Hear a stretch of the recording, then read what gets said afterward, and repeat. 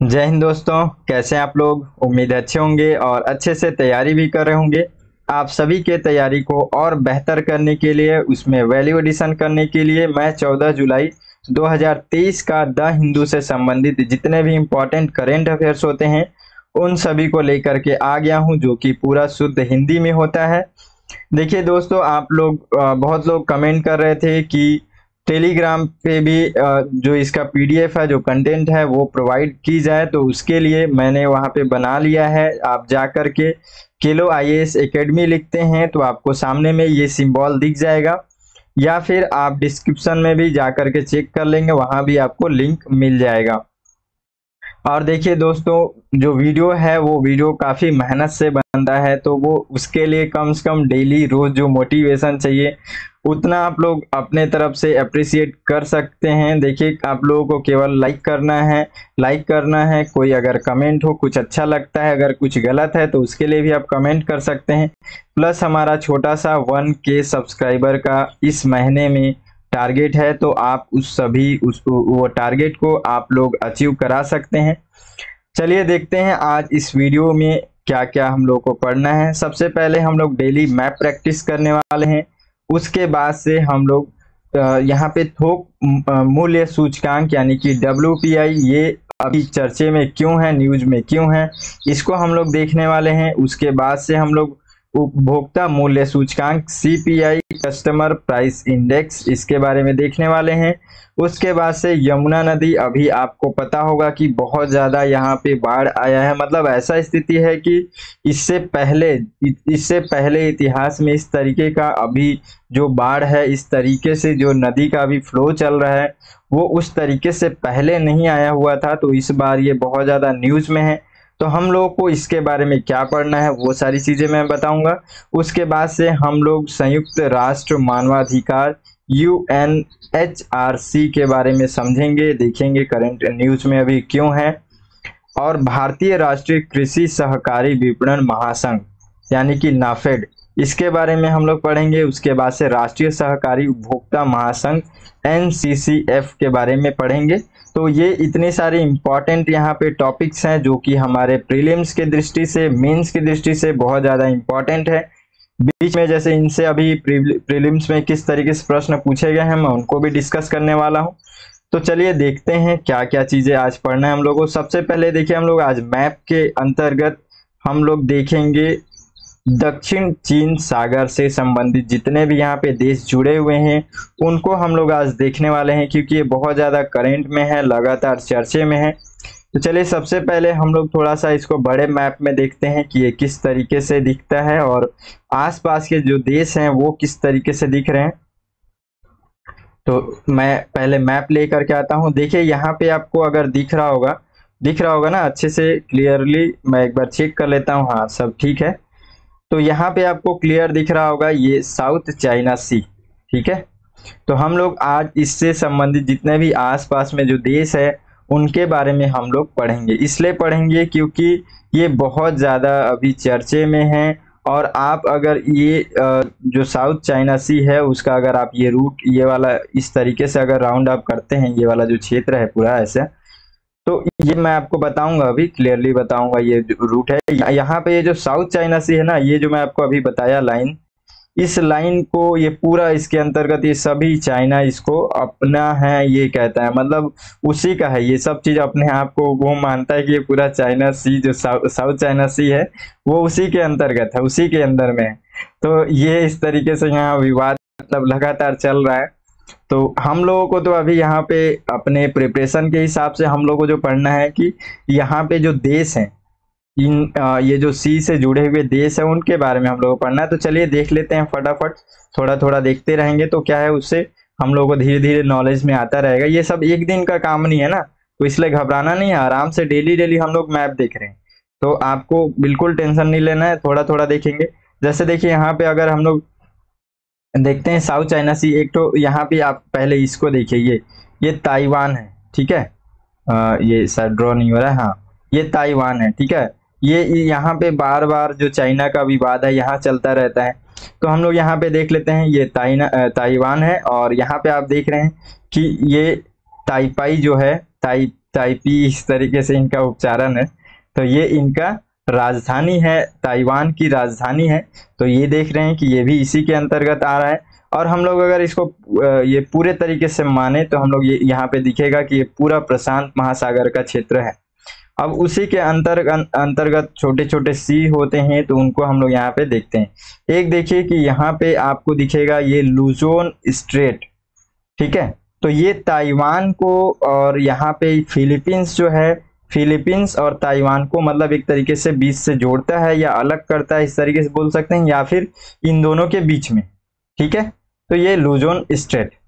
अब आप आगे आएंगे, यहाँ पे अगर आप देखते हैं तो ये आपको फिलीपींस दिखेगा, जो साउथ चाइना सी के ये बॉर्डर से जुड़ा हुआ है कहीं ना कहीं, ये मतलब सी का बॉर्डर लाइन इसमें दिख रहा है। और इसकी राजधानी जो है मनीला है।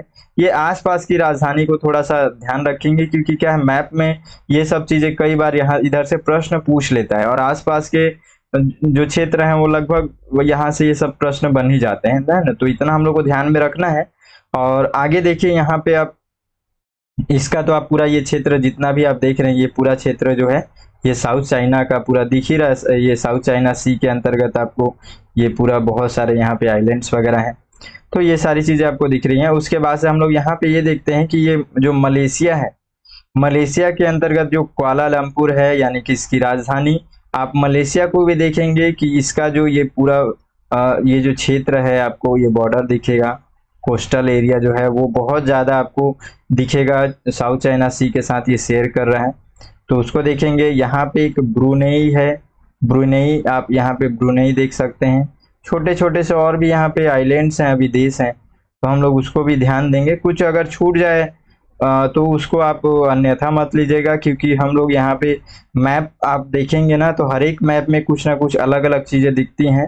तो इसलिए अब जैसे यहाँ पे बहुत सारे आइलैंड्स हैं लेकिन नहीं दिख रहे हैं, तो उसी तरीके से हम लोग अगर और भी कभी उस तरीके से आएगा तो मैं वहाँ भी आपको यहाँ पे जो देश हैं उसको भी बता दूंगा, आइलैंड्स है उसको भी बता दूंगा। जैसे कि ज़्यादातर चर्चे में रहता है ये स्प्रेटली आइलैंड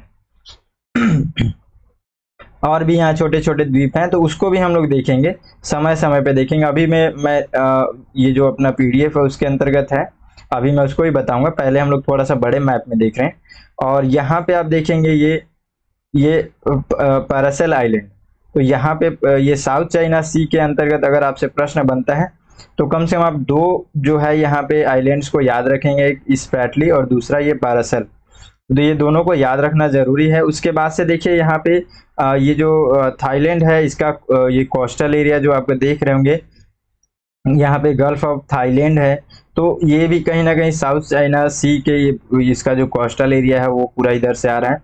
लेकिन हम क्या बीच बीच में जैसे ये अब गल्फ ऑफ थाईलैंड आ गया बीच में, तो इस तरीके से वो इसको थोड़ा सा अलग कर लेते हैं, लेकिन सब यहाँ से पूरा ये साउथ चाइना सी के अंतर्गत आता है।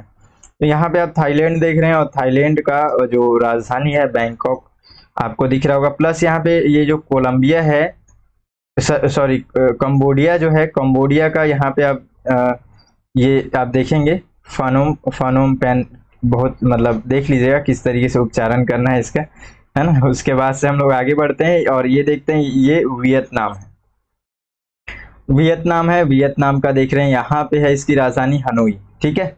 देखिए ये सब मतलब एकदम मस्ती में, कभी भी आप जैसे जहां भी आप पढ़ रहे हैं वहां पे आप टांग दिए, है ना, और सामने आप कभी भी देख रहे हैं आप पढ़ते रहिए, उसी में जैसे होता है गेम खेल रहे हैं जैसा, वैसा कुछ। इसको हमेशा बार बार आपको देखना पड़ेगा, एक बार ये याद नहीं होता है, ठीक है।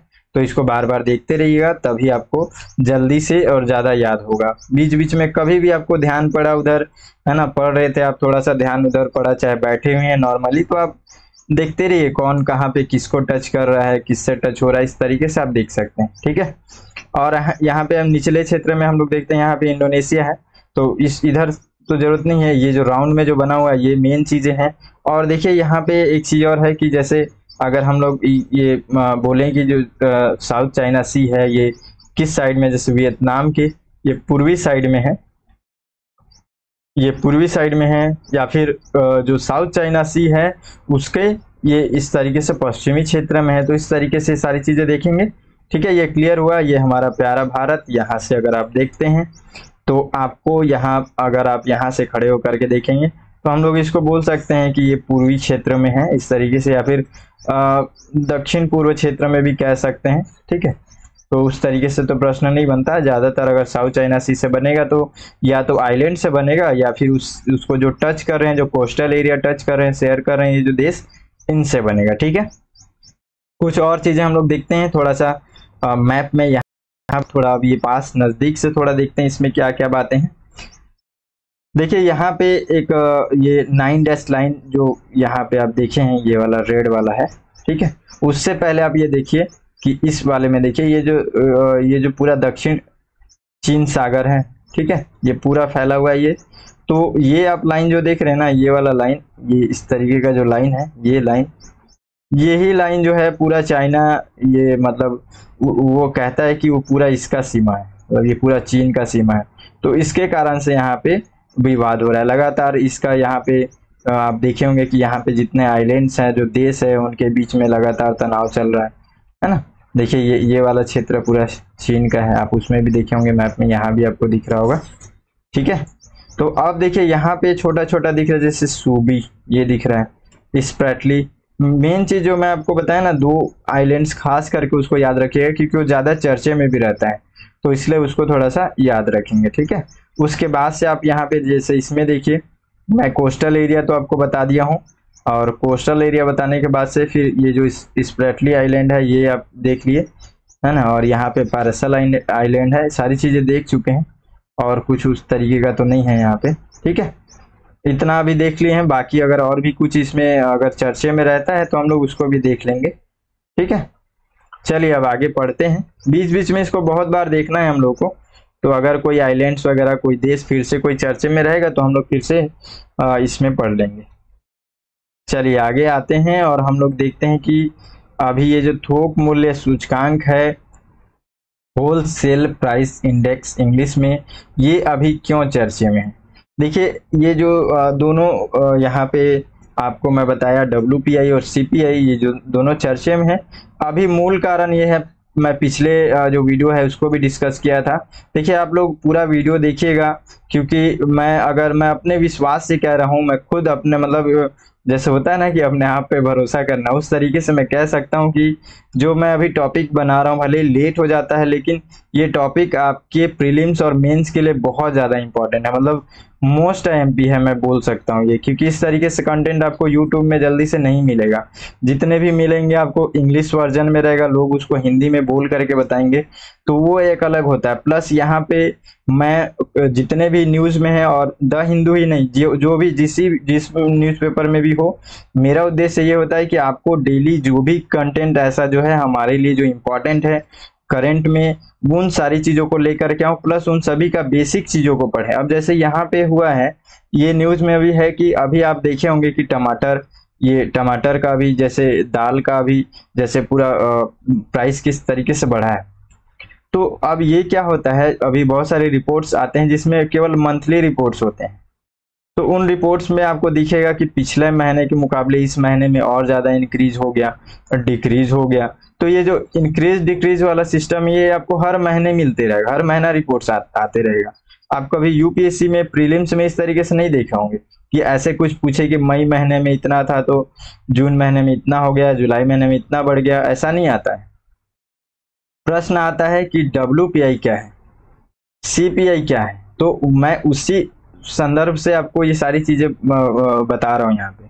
और यहाँ जो है ये पूरा बेसिक चीजें भी इसमें कवर होती हैं, प्लस जो प्रीवियस ईयर क्वेश्चन अगर यहाँ से आया हुआ तो उसको भी मैं बताता हूँ, तो ये काफी बेहतर होगा। देखिए बाकी जो भी चीजें हैं अपना उसमें एक इंटरेस्ट होता है, वो अलग मैटर है, लेकिन रियल में मैं जो अगर बोलूँ तो ये आप सभी के लिए बहुत ज़्यादा हेल्पफुल रहेगा।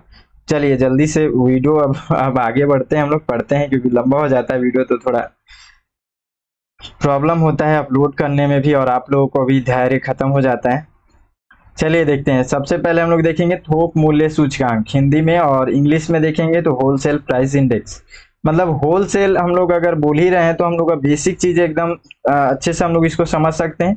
नॉर्मल हम लोग पता है होलसेल हम लोग ज्यादा यूज करते हैं, मतलब किसी भी चीज को बड़ी मात्रा में खरीदना। मतलब ये क्या होते हैं, ये बीच के लोग हैं, हम लोग ऐसा कह सकते हैं। मतलब ये लोग क्या करते हैं, ये लोग मतलब अपने से, मतलब एक तरीके से हम लोग बोल सकते हैं कि उत्पादक से, ठीक है, उनसे ये लोग बड़ी मात्रा में लेते हैं और वहां से फिर ये लोग लेने के बाद से फिर ये लोग मार्केट में बेचते हैं, है ना। तो जैसे कि पहला क्या हो गया, उत्पादक हो गया, उत्पादक के बाद से फिर आएगा होलसेल, फिर आएंगे कस्टमर। तो ये उत्पादक होलसेल ये वाले लोग, ठीक है। फिर यहाँ से हम लोग कस्टमर में आते हैं। तो ये होलसेल रहते हैं। होलसेल का मतलब क्या है कि ये लोग होलसेल वाले लोग क्या करते हैं, डायरेक्टली इनसे खरीदते हैं। तो यहाँ पे हम लोग होलसेल का मतलब यही मानेंगे कि एक साथ इकट्ठा खरीदना, ठीक है। कस्टमर के बीच में नहीं हो रहा है, यहाँ पे जो भी बातचीत है होलसेल का हो रहा है, ठीक है। उन दोनों के बीच में ये बातचीत हो रही है। तो उनमें अगर किसी भी प्रकार का अगर खरीदी बिक्री में अगर मूल्य का इंक्रीज डिक्रीज होती है, उसमें कीमतों का बदलाव होता है, तो वो वहां पे जो मापन होता है उस मापन को हम लोग कहते हैं WPI, होल प्राइस इंडेक्स या फिर थोक मूल्य सूचकांक, ठीक है। ये इतना समझ में आ गया, एकदम साधारण चीजें हैं, कुछ नहीं है इसमें। और जैसे कि देखिए एक चीज और इससे पहले मैं यहाँ पे बताना चाहता हूँ कि जैसे हम लोग को इन्फ्लेशन, मुद्रास्फीति जिसको हम लोग कहते हैं, उसको भी हम लोग साधारण तरीके से समझ सकते हैं कि मुद्रास्फीति किस तरीके से होगा। मुद्रास्फीति जैसे कि अभी आप देखे होंगे, अभी ये न्यूज में इसलिए भी है क्योंकि जैसे अभी टमाटर का प्राइस बढ़ा, दाल का प्राइस बढ़ा, उसके कारण से फिर और भी कई सारी चीजें, अभी मिर्ची का भी जो कि हम लोग को फ्री मिल रहा था उसका भी प्राइस बढ़ गया। तो ये जैसे प्राइस बढ़ा, तो इस प्राइस को बढ़ने के कारण से क्या हुआ, हम लोग इसको मुद्रास्फीति कहते हैं। अब मुद्रास्फीति कई प्रकार से हो सकती है, जैसे कि आप किसी भी चीज को अगर उसके जैसे प्रोडक्शन में कमी हो गया तो फिर क्या होगा, मुद्रास्फीति होगा। क्यों होगा, जैसे ही प्रोडक्शन में कमी हुआ उसके उसका खपत में कमी हो जाएगा, मतलब लोग ये मतलब इसका उत्पादन कम हो जाएगा, इसका सेल कम हो जाएगा क्योंकि ये बहुत कम है, लेकिन खरीदने वाले लोग ज्यादा रहेंगे, मतलब बहुत कम बचेगा वो चीज। लेकिन खरीदने वाले जो सामान है, जो लोग रोज खरीद रहे थे वो लोग तो उतना खरीदेंगे ही, लेकिन वहां सामान उतना नहीं है, तो फिर उसका क्या होगा, प्राइस बढ़ेगा। प्राइस बढ़ेगा फिर क्या होगा, प्राइस बढ़ने के बाद से मुद्रास्फीति का स्थिति आता है। उसी तरीके से आप देखते हैं कि आप पहले बहुत बार न्यूज में सुने होंगे, किसी देश के द्वारा बहुत ज्यादा मुद्रा जारी कर देना, ठीक है, इस कारण से मुद्रास्फीति फैलता है। बैंक जब अपना जो इंटरेस्ट होता है, लोन इंटरेस्ट जो होता है उसको कम कर देते हैं तो भी मुद्रास्फीति बढ़ता है। क्यों बढ़ता है, क्योंकि अब जैसे उसका इंटरेस्ट अगर कम है किसी लोन का, अगर आपको 1 लाख 2 लाख 5 लाख जितना भी आप लोन ले रहे हैं उस लोन में आपको इंटरेस्ट बहुत कम मिल रहा है, तो आप लोन वहां से पैसा ज्यादा लेंगे, पैसा लेंगे तो मार्केट में खर्च करेंगे, मार्केट में खर्च करेंगे, फिर क्या होगा, यहाँ पे मार्केट में पैसा ज्यादा जाएगा, पैसा जाने के बाद से फिर से मुद्रास्फीति हो जाएगा। योजनाओं के कारण से भी, जितने भी सरकार के द्वारा योजनाएं आते हैं उनके द्वारा भी मुद्रास्फीति फैलता है। इस तरीके से बहुत सारी चीजें जो हैं वो मुद्रास्फीति को बढ़ाते हैं। तो नॉर्मली अभी हम लोग को यहाँ पे ये समझना है, क्योंकि जो कीमत बढ़ रहे हैं तो यहाँ पे मुद्रास्फीति भी आता है, और ये सब जो नापते हैं ये सब क्या नाप रहे हैं, सब मुद्रास्फीति को ही तो यहाँ पे नाप रहे हैं ना, कि अभी क्या स्थिति है, होलसेल प्राइस क्या, प्राइस इंडेक्स में क्या है, तो ये सब लास्ट में जाकर के मुद्रास्फीति पे ही जाता है। तो इसलिए मैं यहाँ पे आपको समझा दिया, ठीक है। अब देखिए ये जो होलसेल प्राइस इंडेक्स जो है, ये आपको ये वाणिज्य उद्योग मंत्रालय के आर्थिक सलाहकार कार्यालय के द्वारा प्रकाशित किया जाता है, होलसेल प्राइस इंडेक्स यानी कि थोक मूल्य सूचकांक, ठीक है। भारत में सबसे व्यापक रूप से इस्तेमाल किए जाने वाला मुद्रास्फीति संकेतक है, लेकिन प्रॉब्लम ये है कि ये केवल वस्तुओं को ही ये मापता है, WPI जो है, और इसलिए इसकी आलोचना भी होती है कि आम जनता तक ये थोक मूल्य जो इसका जो सूचकांक है वो मतलब ये लोग तो नहीं खरीदते हैं ना मतलब आम जनता डायरेक्टली तो नहीं खरीदती है। ये किनके बीच में बात हो रहा है, ये हो रहा है उत्पादक, ठीक है, और यहाँ पे जो होलसेल जो बंदा है, समझ में आया, यहाँ पे एक जो सबसे प्राथमिक लेवल पे जो उत्पादन करता है, दूसरा जो जिसका दुकान है वो इससे सामान खरीद के लेकर के आता है, फिर ये बेचता है, ठीक है। फिर यहाँ पे कस्टमर बहुत सारे लोग हैं जो थोड़े थोड़े सामान को खरीदते हैं। तो ये यहाँ पे ये उपभोक्ताओं का बात नहीं कर रहा है, ये बात कर रहा है उत्पादक, जो उत्पादन कर रहा है वो, जो उसको बना रहा है, जो प्रोडक्ट्स को बना रहा है वो, और जो यहाँ पे बेचने वाला व्यक्ति है वो। इन दोनों के बीच में जो यहाँ पे प्राइस में उतार चढ़ाव हो रहा है उस इंडेक्स को हम लोग यहाँ पे WPI कहते हैं। ठीक है, तो इसी कारण से ये क्या हुआ कि यहाँ पे जो प्राइस बढ़ा या घटा, तो हम लोग अगर इसका अनुमान लगाएं तो क्या ये सामान्य आदमी से जुड़ा हुआ है? क्या सामान्य आदमी से जुड़ा हुआ नहीं है। जब यहाँ पे आप इस दुकानदार का और जो कस्टमर है उस दोनों के बीच में अगर आप नाप तौल करते हो कीमतों के बीच में, तब यहाँ पे होता है यहाँ अब ये जो इंडेक्स है वो कस्टमर से जुड़ा हुआ है। तो कस्टमर से जुड़ा हुआ होने के कारण से फिर क्या आया? CPI आया। ठीक है, CPI आया, अभी हम लोग पढ़ेंगे। तो ये आप कंडीशन, इसके बोलने का मतलब आप समझ गए। और ये केवल वस्तु इसमें शामिल करता है ना। और देखिए 2017 में WPI का आधार वर्ष 2004-05 से संशोधित करके इसको 2011-12 कर दिया गया। मतलब अब 2011-12 आधार वर्ष को लेकर के यहाँ पे मापन होता है। देखिए भारांश याद रखिएगा कि यहाँ पे विनिर्मित उत्पाद पहला, यहाँ पे सबसे ज्यादा, फिर प्राथमिक वस्तुएं, फिर ईंधन। तो इस तरीके की इसका सीक्वेंस बनती है। तो अब हम लोग होल प्राइस इंडेक्स क्या है से हम लोग क्या समझे? सबसे पहला यही होलसेल, जो आप यहाँ पे मैं आपको जो समझाया वो। उसके बाद से फिर ये आर्थिक उद्योग मंत्रालय के आर्थिक सलाहकार कार्यालय के द्वारा यहाँ पे प्रकाशित होता है, और इसमें केवल वस्तु शामिल होते हैं। और यहाँ पे आप देखेंगे कि डायरेक्टली कस्टमर से नहीं जुड़ते हैं। इसका आधार वर्ष क्या है? 2011-12। और इसमें सर्वाधिक जिसका भारांश है वो है विनिर्मित उत्पाद। विनिर्मित उत्पाद जो है इस पे मतलब इसका सर्वाधिक भारांश होता है होलसेल प्राइस में। ठीक है, चलिए अब हम लोग पढ़ेंगे यहाँ पे CPI। अब यहाँ पे CPI इसी के कारण से आया क्योंकि कहीं ना कहीं जो कस्टमर हैं, जो दुकान से जो सामान खरीदते हैं, तो वो कस्टमर के बीच में जो गैप हो रहा था उसका इंडेक्स सही से, उसका मापन सही से नहीं हो पा रहा था। फिर उसके लिए आया CPI, कस्टमर प्राइस इंडेक्स। मैं आपको बताया कि पहला क्या किए, उत्पादक से जो होलसेल वाला लेकर के आया सामान, होलसेल वाला फिर छोटे छोटे कस्टमर्स को दिए। यहाँ पे आप ऐसा भी सोच सकते हैं कि छोटे छोटे जो दुकान होते हैं वो लोग भी यहाँ पे कस्टमर के अंतर्गत ही आएंगे, क्योंकि नॉर्मली सेल करने के लिए लेते हैं। तो वो लोग भी कहीं ना इस तरीके से ये डायरेक्टली प्राथमिक क्षेत्र से, प्राथमिक उत्पादकता से नहीं, उत्पादक से नहीं जुड़ते हैं। ठीक है, तो ऐसे मत सोचिएगा आप, ये जो मैं अभी बता रहा हूँ उस तरीके से भी आप सोच सकते हैं। होलसेल का मतलब आप समझ गए होंगे बहुत लोग, है ना। तो वही चीजों को यहाँ पे आपको ध्यान रखना है कि होलसेल का मतलब वो प्राथमिक व्यक्ति से जुड़ा हुआ है, जो निर्मित जो उत्पादन किया है उससे जुड़ा हुआ है, उससे वो सामान लेकर के आ रहा है। तो यहाँ पे वो इंडेक्स था। अब हम लोग कस्टमर के बीच का इंडेक्स देखेंगे, CPI, कस्टमर क्या बोल रहा था मैं, चलिए छोड़िए इसको, है ना, उपभोक्ता मूल्य सूचकांक। ठीक है, कस्टमर प्राइस इंडेक्स कभी कभी दिमाग में नहीं आता है अचानक से, मतलब अब कहीं दूसरे जगह माइंड रहता है तो कई बार काम नहीं करता है ना, अचानक से हैंग हो जाता है वैसा कुछ। तो चलिए आगे देखते हैं। बीच बीच में होना चाहिए, थोड़ा बना रहता है, लगता है कि हाँ हम लोग मशीन नहीं है। और मैं ज्यादातर ऐसी सीरियसली ही पढ़ाते रहता हूँ ना, तो बीच बीच में थोड़ा मस्ती होना चाहिए। चलिए देखते हैं आगे।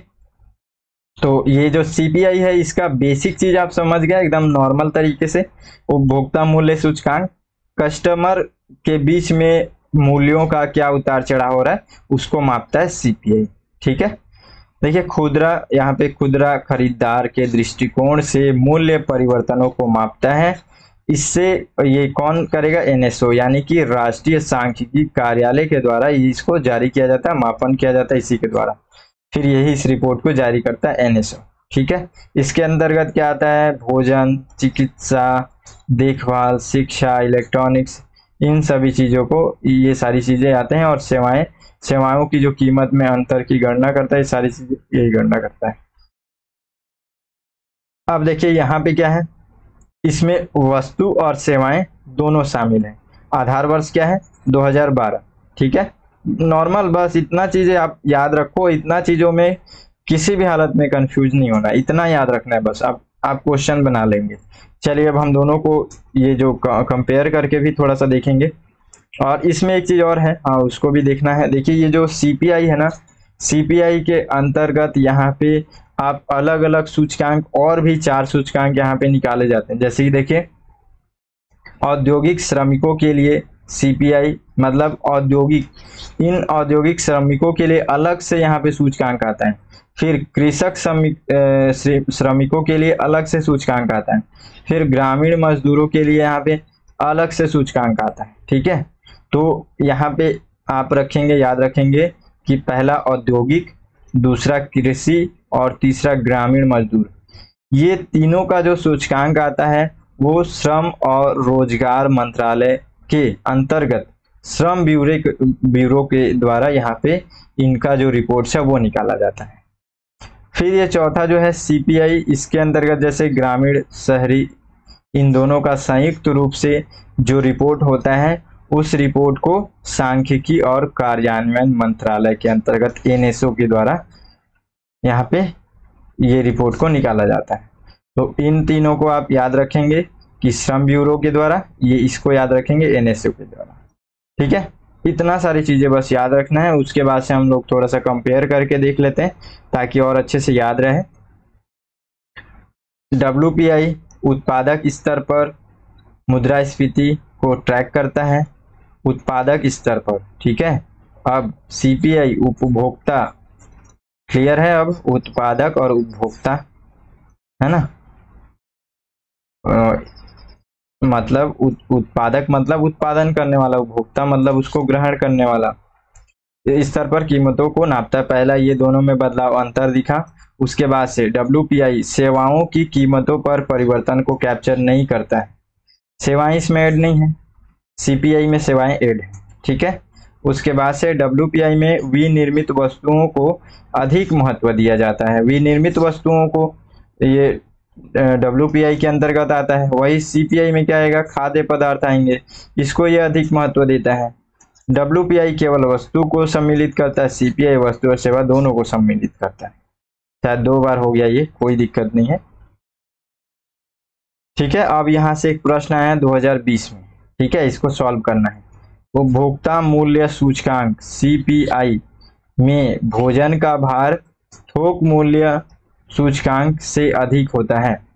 सीपीआई में भोजन का भार जो है वो थोक मूल्य सूचकांक से अधिक होता है। ये भोजन का मतलब क्या हुआ, तो भोजन का मतलब आप समझ जाएंगे, मतलब क्या हो गया, एक खाद्य पदार्थ है। तो जो सीपीआई है हम लोग अभी अंतर पढ़े ना कि ये खाद्य पदार्थ है, तो खाद्य पदार्थ को कौन देखेगा, सीपीआई, वो ज्यादा है। अगर वही होलसेल चीज यहाँ पे बोलता तो उसमें भार किसका रहता है, फिर थोक मूल्य सूचकांक के अंतर्गत उसको रहता है। ठीक है, उसके बाद से आगे यहाँ पे बोल रहा है डब्ल्यूपीआई सेवाओं की कीमतों में परिवर्तन को कैप्चर नहीं करता है। सेवाओं से संबंधित, डब्ल्यूपीआई सेवाओं से संबंधित कोई भी कार्य नहीं करता, इस तरीके से हम लोग कह सकते हैं, जो कि सीपीआई करता है। तीसरा देखिए, भारतीय रिजर्व बैंक ने अब डब्ल्यूपीआई को मुद्रास्फीति के प्रमुख उपाय के रूप में अपनाया है और प्रमुख नीति दरों में बदलाव पर निर्णय लिया है। अब यहाँ पे कौन सा कथन सही है इसमें बताना है। तो आप अगर देखते हैं तो यहाँ पे आप देख रहे हैं कि ये उपभोक्ता मूल्य सूचकांक जो सीपीआई है वो भोजन का भार थोक मूल्य से अधिक उसका रखता है, उसके अंतर्गत है। तो आपको क्या लग रहा है, ये बिल्कुल सही है। ठीक है, मैं आपको अभी जो बताया भोजन खाद्य पदार्थ है तो ये उसी से संबंधित सूचकांक है। दूसरा देखिए, डब्ल्यूपीआई जो है वो सेवाओं की कीमतों को परिवर्तन को कैप्चर नहीं करता है, हम लोग अभी देखे। ठीक है, तीसरा जो है यहाँ पे भारतीय रिजर्व बैंक ने डब्ल्यूपीआई को मुद्रास्फीति के रूप में उपाय के रूप में अपनाया है। तो इस तरीके से कोई चीजें यहाँ पे नहीं है, कुछ वैसा अपनाया नहीं है। ठीक है, अब यहाँ पे आप इसको गलत कर सकते हैं, गलत करने के बाद से आपको 1 और 2 सही आंसर मिल जाएगा। ठीक है, चलिए अब आगे देखते हैं। देखिए अभी जो हम लोग मुद्रास्फीति के बारे में बात कर रहे हैं तो ये भी उसी से संबंधित है। इसमें क्या हुआ है, अभी आप हाल के घटना में आप देखे हैं, मैं पिछली वीडियो में भी बताया था, शायद कल या परसों का जो वीडियो है उसमें आप देखेंगे कि जो लगातार अभी कुछ वायरस अटैक्स फिर हो रहे हैं, चाहे जैसे दाल का भी प्राइस बढ़ गया।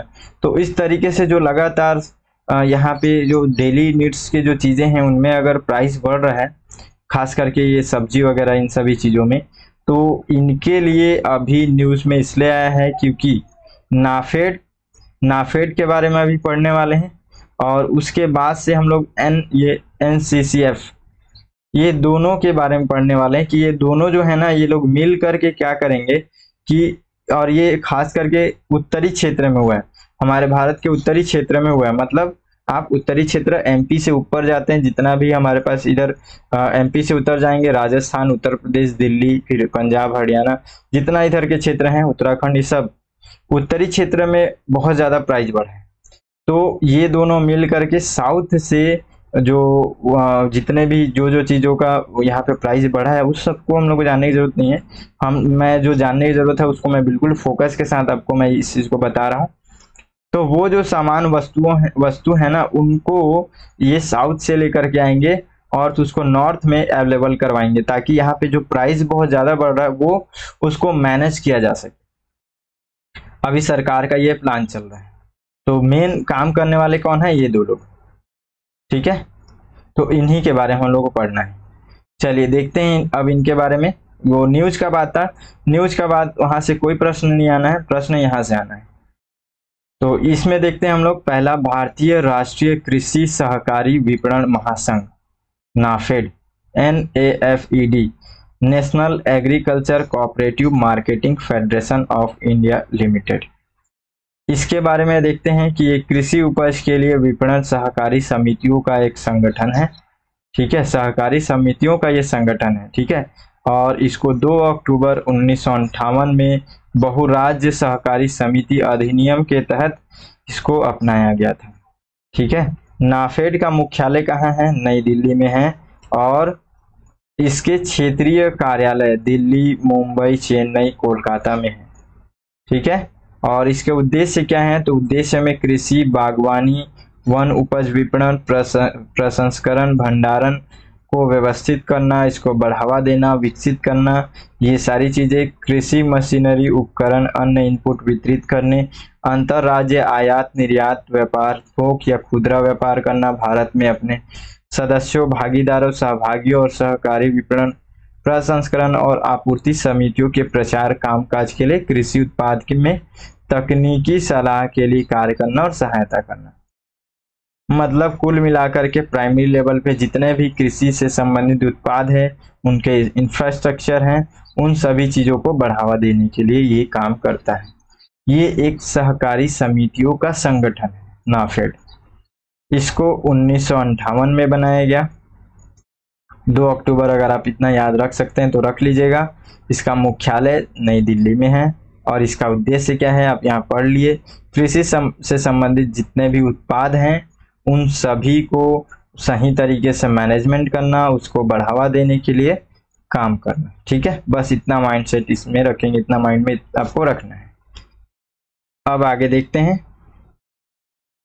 NCCF, राष्ट्रीय सहकारी उपभोक्ता महासंघ, ये क्या है, अब इसके बारे में थोड़ा सा देखते हैं कि देश में उपभोक्ता सहकारी समितियों के शीर्ष निकाय के रूप में ये कार्य करता है।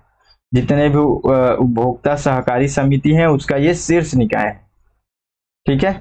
इसकी स्थापना कब की गई, 1965 में, ये भी अक्टूबर में हुआ, 16 अक्टूबर 1965 में, ठीक है। ये भी बहुराज्य सहकारी सोसाइटी अधिनियम ये 2002 के अंतर्गत पंजीकृत है।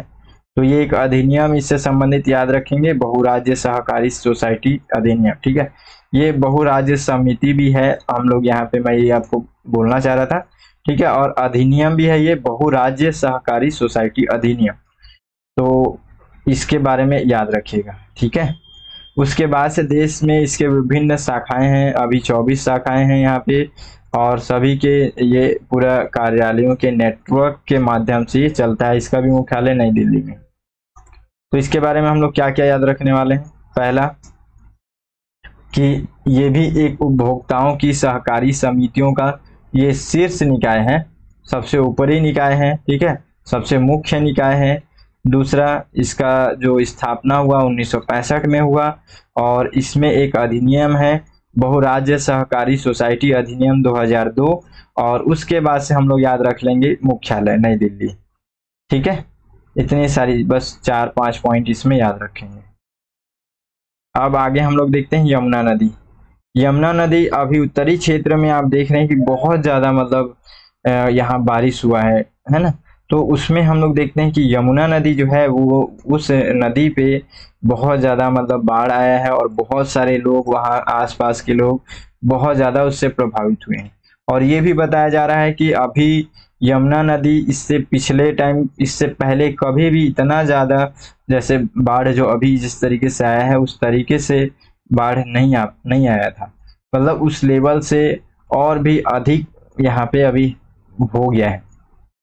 तो उसके कारण से ये बहुत ज़्यादा न्यूज़ में है। तो हम लोगों को वहाँ से तो कुछ प्रश्न नहीं बनेगा, हम लोग को बनेगा कि ये जो यमुना नदी है ये कहाँ से निकलती है, इसके जितने भी सहायक नदी है इन सभी चीज़ों के बारे में बनेगा। तो मैं यहाँ पे करंट अफेयर्स के हिसाब से ही मैं पढ़ाऊँगा। अगर आप और ज़्यादा पढ़ना चाहते हैं तो आप एक बार मैप उठा करके देखिएगा इसके बेसिक चीज़ों को, जो मैं यमुना के बारे में बताऊँगा। उसके अलावा आप इसको और डिटेल्स में पढ़ना चाहते हैं तो अपने हिसाब से आप नोट्स वगैरह में देख करके, चाहे आपके पास बुक्स होगा तो उसमें देख लेंगे। ठीक है, तो देखिए अभी ये जो यमुना नदी है इसके बारे में पढ़ेंगे। तो यहाँ पे हम लोग देखते हैं कि ये यमुनोत्री ग्लेशियर से निकलती है। ठीक है, देखिए गंगा नदी का ये प्रमुख सहायक नदी भी है। कहाँ पे मिलेगी? इलाहाबाद में। तो सबसे पहले हम लोग देखते हैं कि ये उत्तराखंड के उत्तरकाशी जिले में निचले हिमालय की मसूरी रेंज में बंदरपूछ चोटी, तो बंदरपूछ चोटी, इस सबको एक एक चीज़ों को याद रखिएगा। और ये जो यमुनोत्री ग्लेशियर है यहाँ से निकलता है, ये आपको ग्लेशियर यहाँ पे दिख भी रहा है, उत्तराखंड के अंतर्गत है ये।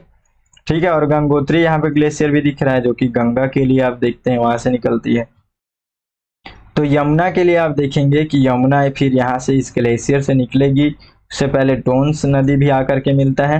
तो हम लोग यहाँ पे यमुना को देख रहे हैं, तो यमुना को देखेंगे तो इस तरीके से ये आगे बढ़ता है और जा करके उत्तर प्रदेश में इलाहाबाद, जो इलाहाबाद है यहाँ पे, यानी कि प्रयागराज हम लोग इसको कहते हैं अब। तो यहाँ पे इस संगम इसका मिलता है, यहाँ पे जाकर के गंगा में मिल जाती है। तो हम लोग देखते हैं कि उसका कौन कौन से राज्य में इसका बेसिन जो बनता है।